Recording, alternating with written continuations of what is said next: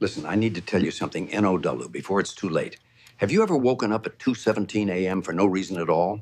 That exact time? No? Then you're lucky. Because after you see what I'm about to show you, you'll never look at the clock at that time the same way again. This is the true story of a mother who moved into her childhood home thinking she was doing the best for her 6-year-old daughter, Emma. A normal, happy, and vibrant young woman. Until the 9th night. I never thought I'd move back into my childhood home. After my mother passed away, the old property sat empty for almost 3 years. My father had died when I was just 7, and Mom always said she could never bring herself to get rid of the place because there were too many memories there, good and bad.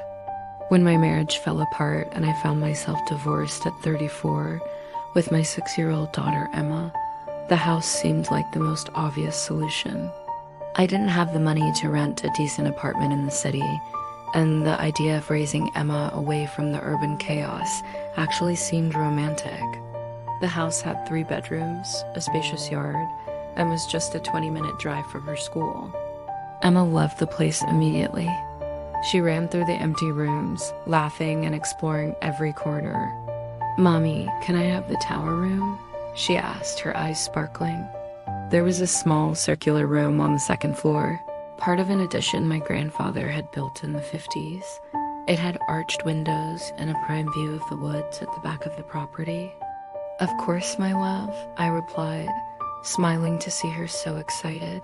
We spent the first week getting everything organized. I painted Emma's room a soft lilac she picked out. We set up her canopy bed and filled the shelves with her favorite books and stuffed animals. My room was on the same floor across the hall next to the bathroom. The 3rd bedroom would remain an office and storage room. The first few nights were quiet, normal. Emma slept soundly, and I finally began to feel at peace after turbulent months. The house had its characteristic noises, the wind rattling the windows, the wooden floorboards creaking with the temperature changes, the pipes groaning at night. Familiar sounds from my childhood that strangely brought me comfort. It was on the 9th night that everything changed. I woke with a start, my heart racing. My alarm clock read 2:17 a.m. I lay motionless for a moment, trying to identify what had woken me. Then I heard light footsteps in the hallway. Small footsteps, Emma. I got up quickly and opened the bedroom door.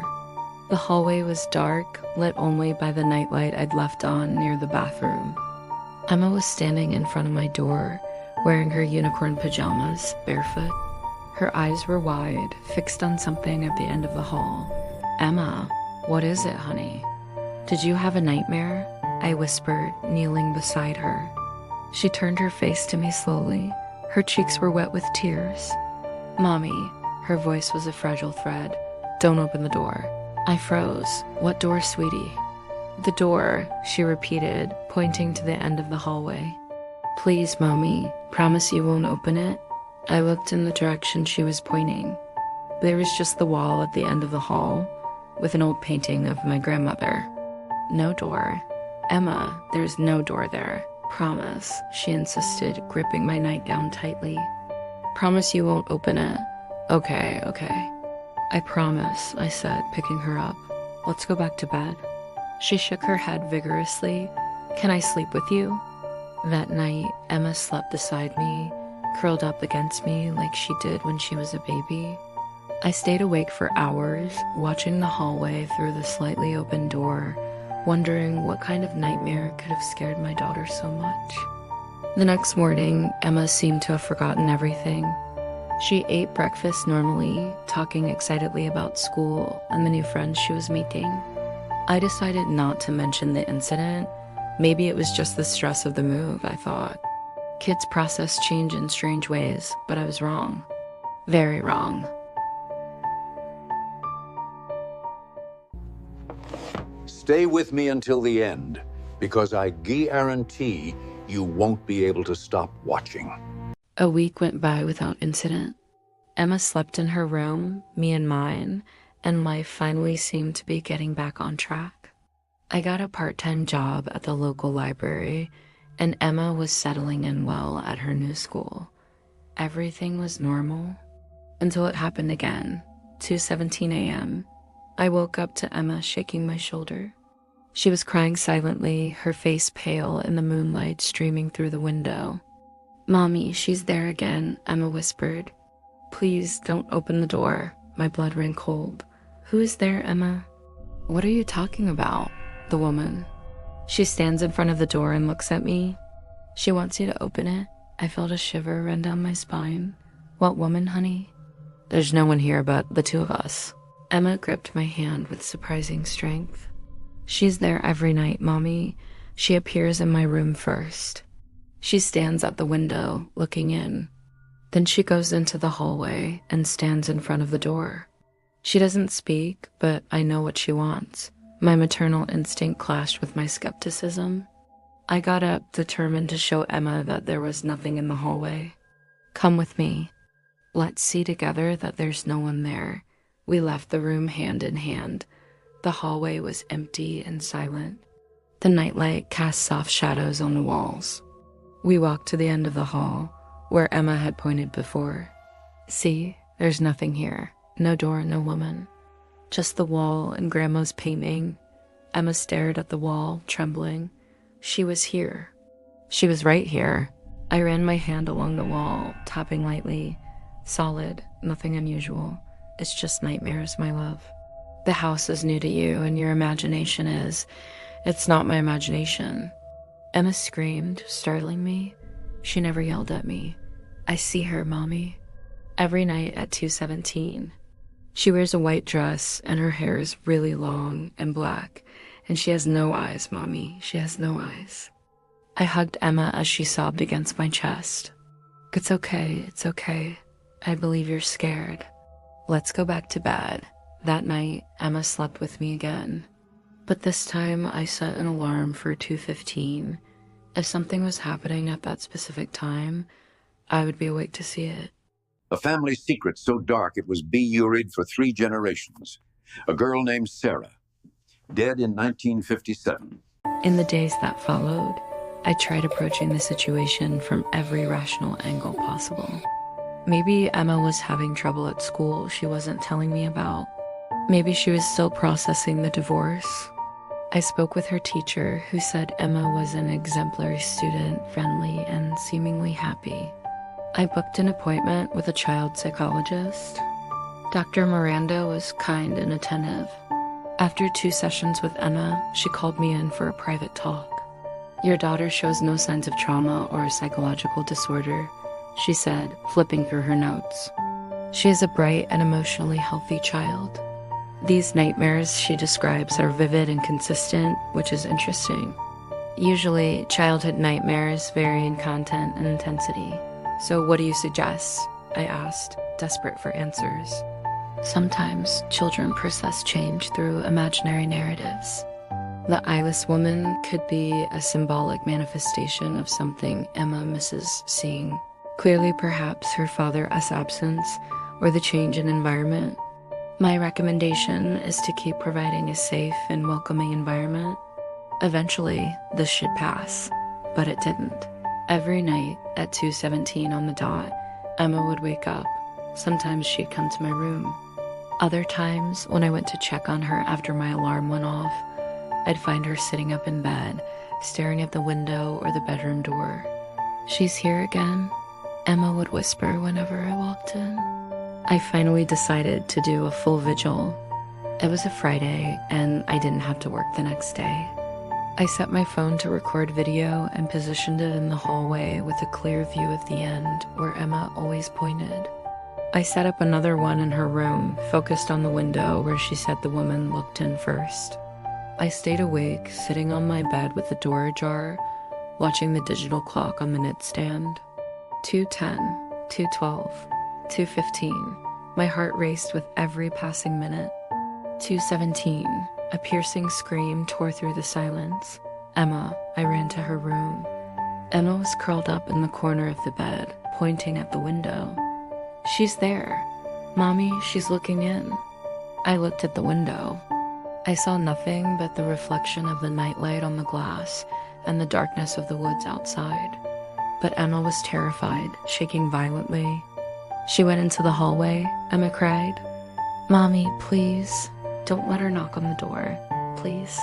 I ran into the hallway, empty, silent. I grabbed my phone, which was recording. Nothing. Just an empty hallway for several minutes of footage. I know you want to know what was in that room. Keep watching, because what comes next is disturbing. It was just another Saturday morning, or so I thought. The air in the attic was thick with the ghosts of forgotten years, dancing in the sunbeams that cut through the dust. I decided to finally tackle the mountain of boxes my family had accumulated over generations. You know, the kind full of old report cards, holiday decorations, and things no one had the heart to throw away. Most of it was junk, but I've always been a bit of a sentimental hoarder, a trait I definitely inherited from my grandmother. Surrounded by sheet-draped furniture that looked like sleeping giants, I pried open a particularly stubborn cardboard box labeled Memories. Inside, nestled among yellowed newspaper clippings and dried corsages, was a stack of old photographs. The distinct, slightly sweet smell of old paper hit me instantly. I spent a while smiling at pictures of my mom with a ridiculously big perm in the 80s and my grandpa looking dapper in his army uniform. It felt like a peaceful trip down memory lane. Then I found it. A black and white photo from 1956. The image was of a simple hallway, one I recognized instantly as the upstairs hall of this very house. But something was wrong. In the photo, between my bedroom and the guest room, there was a door. A solid oak door that I knew for a fact wasn't there now. I walked over to the attic window that overlooked the hallway below, peering down. Nothing.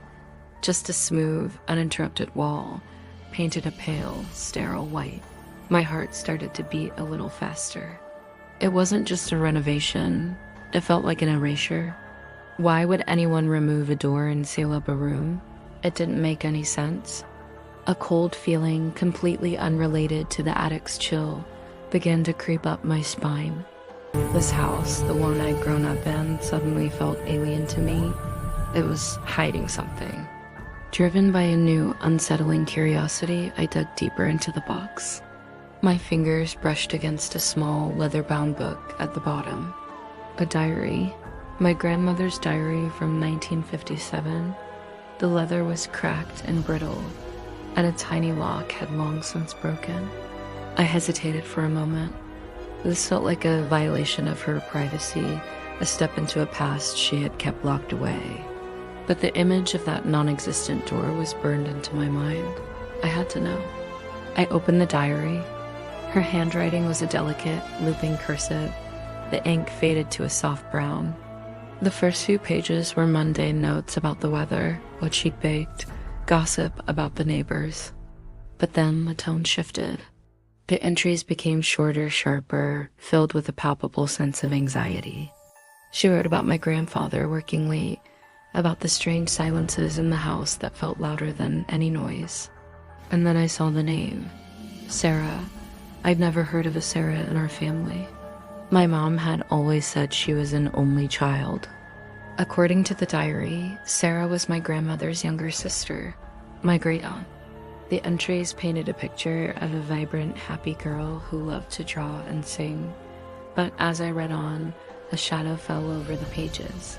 Grandmother wrote about Sarah becoming withdrawn and frightened. She refused to sleep in her own room, claiming she heard noises, scratching. That was the word she used over and over. A faint scratching sound coming from inside her bedroom wall. Everyone dismissed it. They said it was mice, or the house settling, or just the wild imagination of a young girl. But Sarah was terrified. She swore it was getting louder and more insistent. She started having nightmares, waking up screaming. The diary entry for October 31st, 1957 was almost illegible, the words blurred by what looked like tear stains. Grandmother described how they'd found Sarah. She had passed away in her sleep. The doctor said it was a heart condition no one knew about, a tragic, unexplainable event. But my grandmother didn't believe it. In her diary, she wrote, it wasn't her heart. It was the scratching. The fear took her from us. My blood ran cold. The next entry was just a few weeks later. My grandfather, consumed by grief and unable to bear the sight of his late daughter's room, had sealed it off. He hired a contractor, tore out the door frame, and put up a wall. He wanted to erase the memory to pretend the room, and maybe even Sarah, had never existed. The family never spoke of her again. I dropped the diary. My hands were shaking so violently I could barely pick it up. I looked at the photograph again at the door to the lost room. Then I thought about the layout of the house. Sarah's room, the one sealed off behind a plaster wall in 1957. It was situated right between the guest room and my bedroom. All my life, I'd slept right next to a tomb. Suddenly, every strange noise I'd ever heard in this house took on a sinister new meaning. The creaks in the floorboards, the groans of the pipes, the whispers of the wind against the window panes. Were they just the sounds of an old house settling? Or was it something else? Something trapped? For a horrifying second, I thought I could hear it, a faint rhythmic sound, like fingernails dragging slowly, patiently against old wood. I scrambled out of the attic, clutching the diary to my chest. The house no longer felt like home. It felt like a cage, holding a secret that was screaming to be heard. I stood in the upstairs hallway, staring at the blank white wall, the smooth paint job a lie covering a decades-old tragedy. The air grew heavy, and I felt a profound, suffocating sadness. This wasn't just a ghost story. It was my family's story. A story of a little girl lost to fear, and a family so broken by grief, they chose to bury her memory behind a wall. Holding my grandmother's brittle diary, I realized I had just unearthed more than just a family secret. I had uncovered the dark, beating heart of this house, and now I have to wonder, has Sarah been waiting for someone to find her all this time? Or has she been trying to get out? Thanks for watching. If you've ever uncovered a shocking family secret, I'd love to hear about it in the comments. Don't forget to subscribe for more stories from the shadows. Stay safe out there. I haven't even gotten to the part where Emma starts H-earing voices. Stay until the end. I came down from the attic in shock, clutching the diary and the photographs. I sat in the kitchen, trying to process everything. My mother had never mentioned a sister. Why would she hide something so important? I called my Aunt Helen, my mother's younger sister. She was 72 and lived in a nursing home in the neighboring town. Aunt Helen, I need to ask you about someone named Sarah. There was a long silence on the other end of the line. Where did you hear that name? I found photos and Grandma's diary in the attic. Was Sarah Mom's older sister? Helen sighed deeply. Your mother made me promise never to speak about this. Sarah died before I was born, but I grew up hearing whispers. Your mother was only 5 when it happened, but she never forgot. That's why she almost never used the second floor of the house. That is why she got so upset when you said you wanted the tower room when you were a child. What happened to Sarah? Aunt Helen? No one knows for sure. She was a normal child until she turned 6. Then she started having ... episodes. She said there was something living in the walls, something that wanted to get out. Her parents thought it was her imagination. Then they thought it was mental illness. They called every doctor, even a priest. Nothing worked, and she died in the room. Yes, your grandfather sealed the room the next day and never spoke of it again. Your grandmother became obsessed with the idea that there was something wrong with that part of the house. She used to say that some doors should remain closed forever. After hanging up, I sat in silence. Everything was starting to make terrifying sense. Emma wasn't having nightmares. She was seeing Sarah, or something posing as Sarah. When Emma came back that night, I hugged her tightly. Honey, I need to ask you some questions about the woman you see. Emma went rigid in my arms. Do you believe me now? Yes, I do. Can you describe her to me again? She's young, like an older kid. She has really long black hair. She wears an old white dress, like from old movies, and where her eyes should be. There are just dark holes. I held up the photograph of Sarah. Is this her? Emma's eyes went wide, and she backed away. Where did you get that? It's her, Mommy. It's exactly her. But in the photo she has eyes, Emma. This is very important.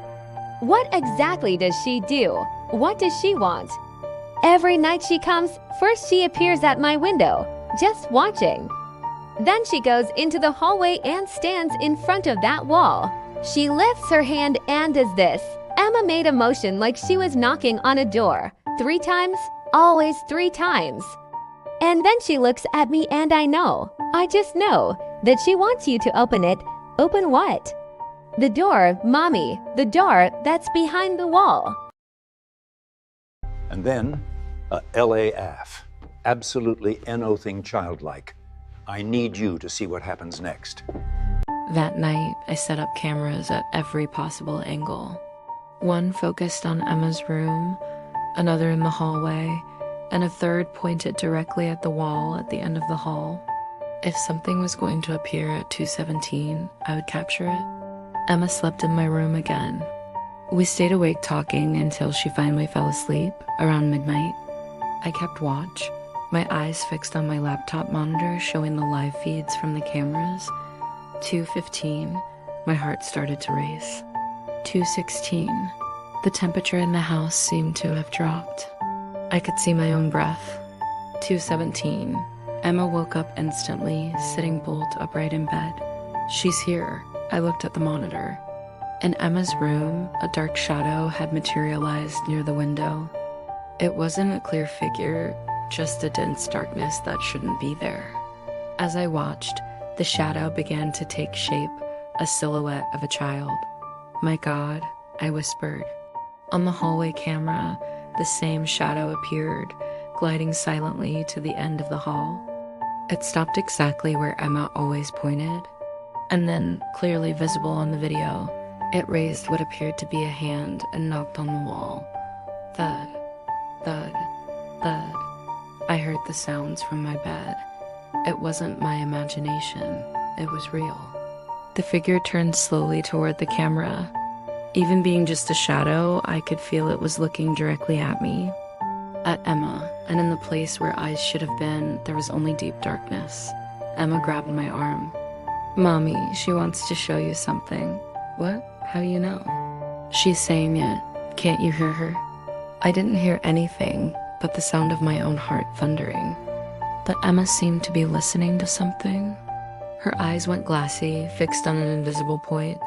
She says there is something inside there, something that needs to get out. Something that has been waiting for a long time. Emma turned to me, tears streaming down her face. Mommy, she's scared. She wants help. On the monitor, the figure began to fade, but before disappearing completely, it did something that chilled me to the bone. It pointed to the wall, then to Emma, then to me. The pattern repeated 3 times. When the figure vanished, the temperature returned to normal instantly. I spent the next few days researching obsessively. House history, old records, anything that could explain what was happening. I found out the house had been built in 1920 on what was previously undeveloped land. Nothing abnormal in the records. But I found something interesting in the local newspaper archives. In 1956, there was a series of small earthquakes in the region, nothing serious, but enough to cause some cracks in old structures. The house had suffered some damage and underwent extensive renovations. It was during these renovations that my grandfather decided to convert the large closet into a bedroom for Sarah. The idea started growing in my mind like a tumor. What if something had been discovered during those renovations? What if my grandfather had found something in the walls, something that should have remained hidden, and for some reason decided to conceal it there? And what if sealing the room after Sarah's death wasn't to preserve memories, but to contain something? After you watch, you'll understand why some doors should remain closed forever. Hit play if you have the courage. A week later, the situation had become unsustainable. Emma barely slept. She was pale and losing weight. The apparitions continued, always at 2:17, always the same sequence.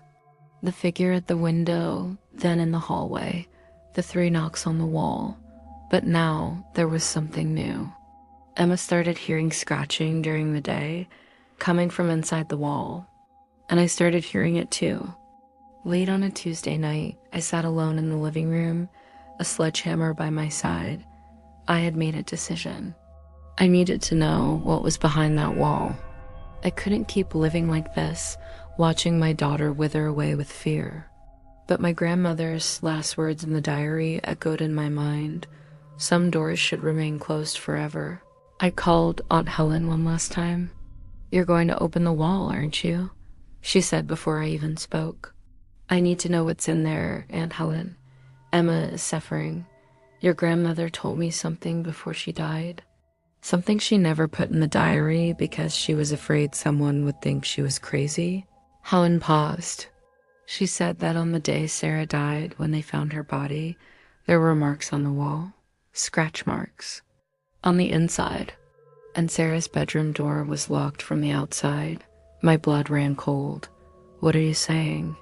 "I'm saying maybe Sarah didn't die from her heart. I'm saying maybe your grandmother sealed that room not to forget, but to hide. And I'm saying maybe you should take Emma away from that house and never come back." I hung up the phone with shaking hands. I looked at the sledgehammer, then at the stairs leading to the second floor. At that moment, I heard it. Even though it was only 10:30 p.m., I heard it clearly. Thud, thud, thud, coming from the second floor. I walked up the stairs slowly. The hallway was cold, my breath forming mist. At the end of the hall, where the smooth wall should be, I could swear I saw the outline of a door. A shadow of something that had been removed, but somehow still existed. I approached the wall and placed my hand on it. It was freezing. I could feel vibrations as if something on the other side was moving, waiting. "Mommy?" Emma's voice came from behind me. She was at her bedroom door, pale as a ghost. "Don't do it, please. She wants you to open it, but there is something else in there. Something that isn't her. Something she tried to keep away. Emma, go back to bed. If you open it, Mommy, you won't be able to close it again. Some doors should remain closed forever." I know. I looked at my daughter. But what if Sarah is trapped in there? What if she needs help? Emma shook her head, tears streaming down. "She isn't trapped, Mommy. She is trying to warn us. She is on the outside like us. What is trapped is something else." I stood there between my daughter and the wall, the heavy sledgehammer in my hand, facing an impossible choice. On the other side of the wall, the scratching started again. Louder now, more insistent. And for the first time, I heard something besides the scratches. A voice, weak, distorted, but unmistakable. "Open, please. It's so dark here, so cold." For so long, Emma screamed. "It's not her, Mommy. She never speaks." "It's not Sarah." But the voice continued, now clearer, more desperate. "Please, I'm just a child. I'm so scared. I need to get out. I need to get out." The voice cut off abruptly, replaced by a silence so deep my ears rang, then a single scratch.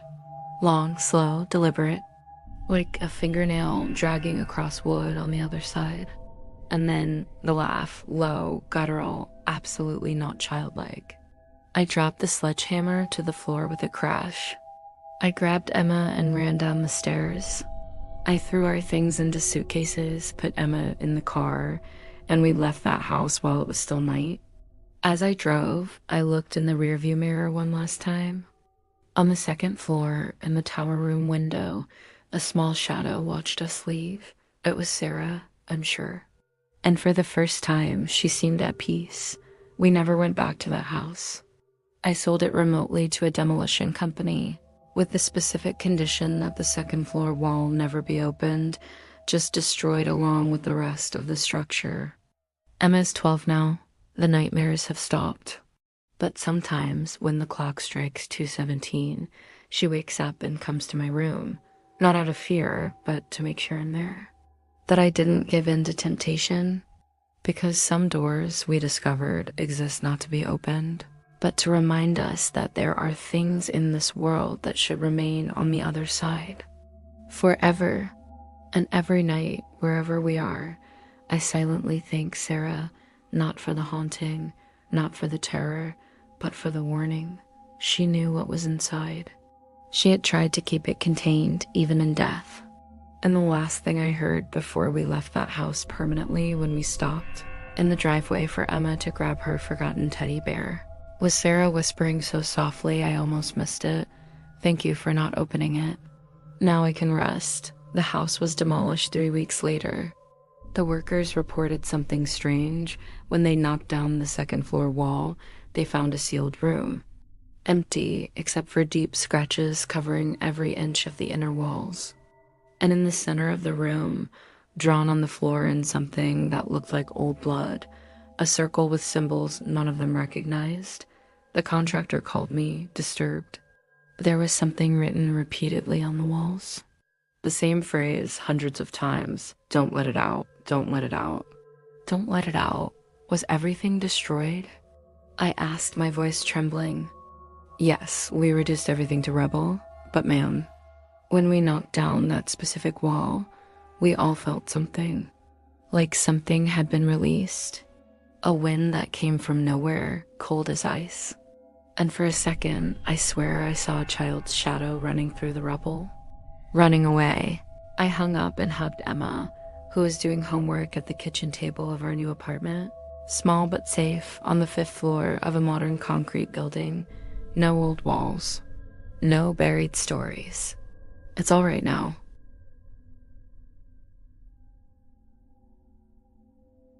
So, still thinking about that wall? About what could have happened if she had opened it? Good. That means this story did exactly what it was supposed to do. But here's the thing, Narrator. I've got another story coming next week that's just as intense, just as haunting. Trust me, you don't want to miss it. So, click the subscribe button right now, leave a comment telling me what you thought, and share this video. And if